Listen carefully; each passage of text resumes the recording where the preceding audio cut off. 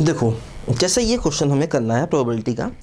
ऐसा क्वेश्चन हम लोगों ने परमुटेशन कॉम्बिनेशन में किया था, लेकिन इसमें हमने प्रोबेबिलिटी को और जोड़ दिया। देखो क्या यहाँ पर है, 6 dice are thrown simultaneously, 6 dice फेंके गए एक साथ। Find probability that all of them show same face. देखो दो अलग अलग सवाल है।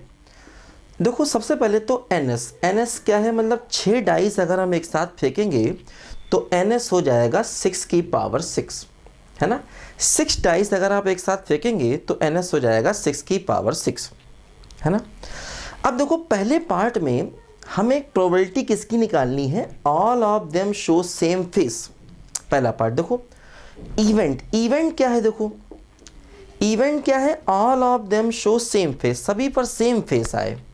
देखो 6 डाइस हैं, है ना, 1 2 3 4 5 6, सभी पर सेम फेस आए। मतलब जैसे सभी पर 1 आ सकता है, या सभी पर 2 आ सकता है ना, या सभी पर 3 आ सकता है ना, या सभी पर 4 आ सकता है, ठीक है, सभी पर 5 भी आ सकता है ना, या सभी पर 6 भी आ सकता है,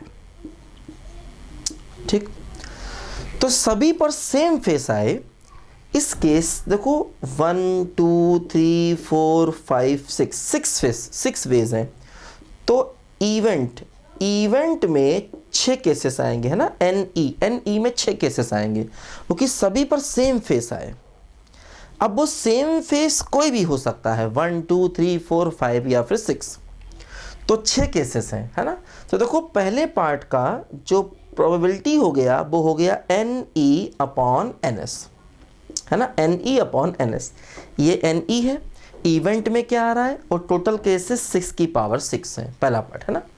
देखो दूसरा पार्ट क्या है, दूसरा पार्ट देखो ये है कि ये पहले पार्ट का आंसर हो गया। दूसरा पार्ट क्या है, find probability that exactly 3 of them show same face and remaining show different phases. देखो 6 डाइस हैं, 6 डाइस हैं, इनमें से जो 3 डाइस हैं उन पर सेम फेस आए। Exactly 3 of them show same face, इनमें से 3 डाइस है उन पर सेम फेस आए। अब वो 3 डाइस कोई भी हो सकते हैं, है ना, 3 डाइस कोई भी हो सकते हैं, और बाकियों पर अलग फेसेस आए, है ना।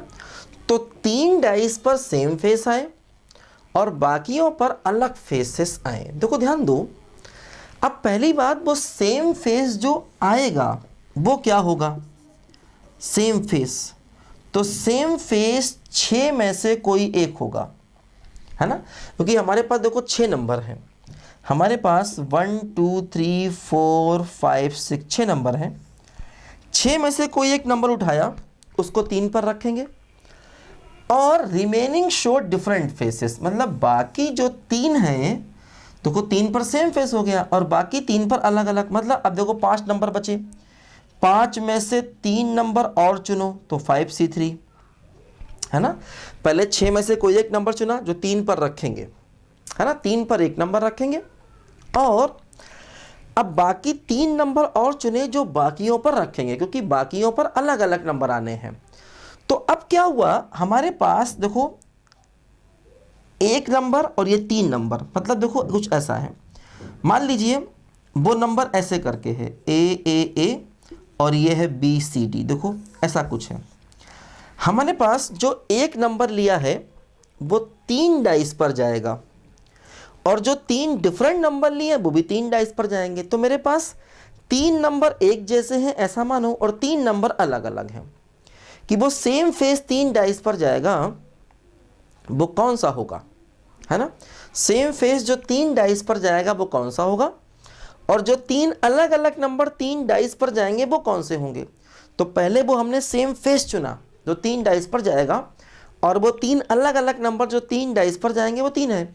अब मेरे पास देखो कुल मिला के 6 नंबर हैं, 6 नंबर हैं और 6 ही डाइस हैं, तो क्या होगा देखो, है ना, 6 फैक्टोरियल अपॉन 3 फैक्टोरियल, है ना, क्योंकि टोटल 6 नंबर है, 3 नंबर एक जैसे हैं, और 6 ही डाइस हैं, तो टोटल 6 नंबर हैं और 3 एक जैसे हैं, तो 6 फैक्टोरियल और 3 एक जैसे अपॉन 3 फैक्ट। देखो ध्यान दो, अब हमारा NE क्या हो गया, NE देखो सेम फेस सेलेक्ट किया, 3 अलग अलग फेस सेलेक्ट किए, अब बाकी 6 नंबर आ गए, उनको अरेंज किया 6 फैक्टोरियल अपॉन 3 फैक्टोरियल। देखो ये हो गया NE।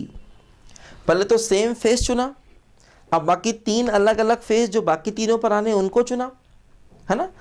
कुल मिला के अब मेरे पास क्या है, 6 नंबर है जिनमें 3 एक जैसे हैं, तो 6 फैक्टोरियल और जो 3 एक जैसे हैं अपॉन 3 फैक्टोरियल। देखो ये हो गया NE। और NS अभी भी यही है 6 की पावर 6, है ना। NS अभी भी यही है 6 की पावर 6। और देखो NE ये है, तो NE अपॉन NS करेंगे तो प्रोबेबिलिटी का आंसर मिलेगा। NE ये है और NS यही रहेगा। NS क्या है, टोटल 6 डाइस अगर हम फेंकें तो पॉसिबल केसेस कितने होंगे, तो वो 6 की पावर 6 होंगे। तो ये NE हो गया, अपॉन NS करेंगे तो हमें क्वेश्चन का आंसर मिलेगा, है ना। तो देखो हर जगह वही परम्यूटेशन कॉम्बिनेशन का अभी हम यूज़ कर रहे हैं। अभी वो सवाल भी देखेंगे जहाँ पर हम इसमें सेट थ्योरी का यूज़ करेंगे। ठीक है, लिखो बच्चों ध्यान से जरा इसको पहले।